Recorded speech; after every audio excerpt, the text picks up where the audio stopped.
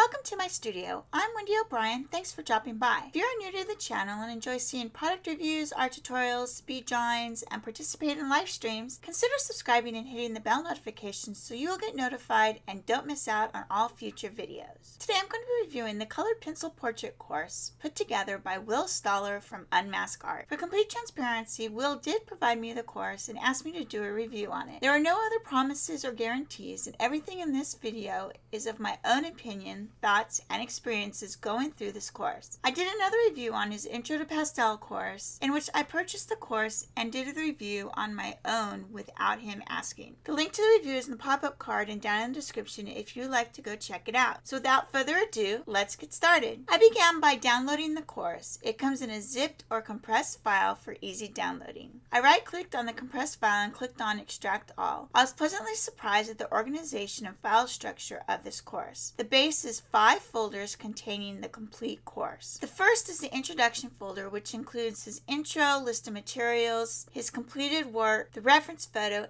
and the line drawing. Though I do recommend creating your own line drawing, and will have a card pop up explaining why I recommend doing this instead of using the one provided for you. Upon exploring the intro folder, I was most interested in the list of materials. Will stayed true to his minimalistic approach to his drawings and used only 25 Prismacolors. If you have worked at all in colored pencil, then you know keeping that number down is difficult with all the color variations you find in reference photos. This is a great way to not only keep your budget low for completing the course, but is great practice in layering various colors and blending them to create the color you need. I did find 1 or 2 additional colors could have been added without affecting the final budget cost too negatively, but also could have added a bit more depth and color interest to the piece. I will go more into this in a minute. The remaining 4 folders contain videos that are broken up in parts 1 to 11, taking you through his step-by-step, real-time drawing of this portrait. He created this course in the exact manner as he would normally work on a portrait. Every artist has their way of approaching their artwork, and it's always interesting to try something new, as I have a completely different method of working than Will. I really appreciate that he breaks the course into smaller, more manageable lessons so you don't get overwhelmed with the process. This allows you to work in small bits, take breaks, and come back where you left off easily and without getting lost. At the beginning of each video, he tells you the pencils he will be using for that lesson, so you can then pick them out and have them ready instead of fumbling through all 25 pencils to find the one you need for that section.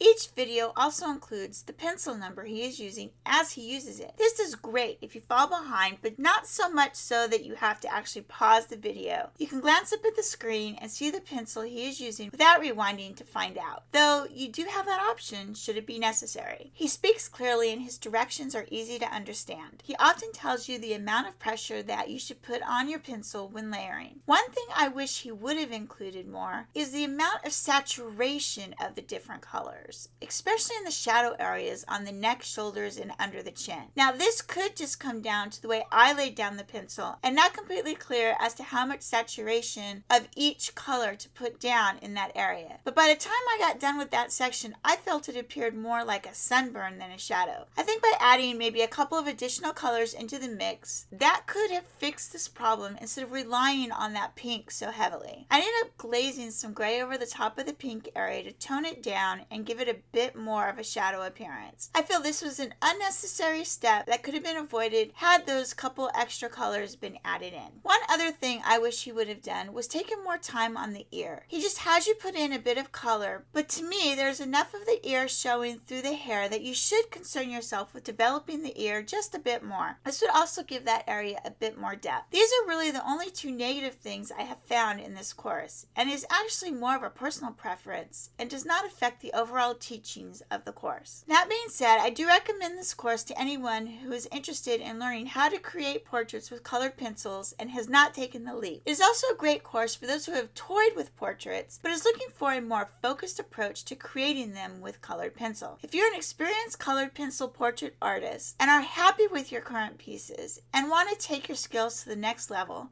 then I would pass on this course and wait for his more advanced course to be released. I will have a link to this course in the description, and while you're there, be sure to check out his other courses he has available, including Intro to Pastels and Intro to Colored Pencils. Until next time, keep on arting. Bye!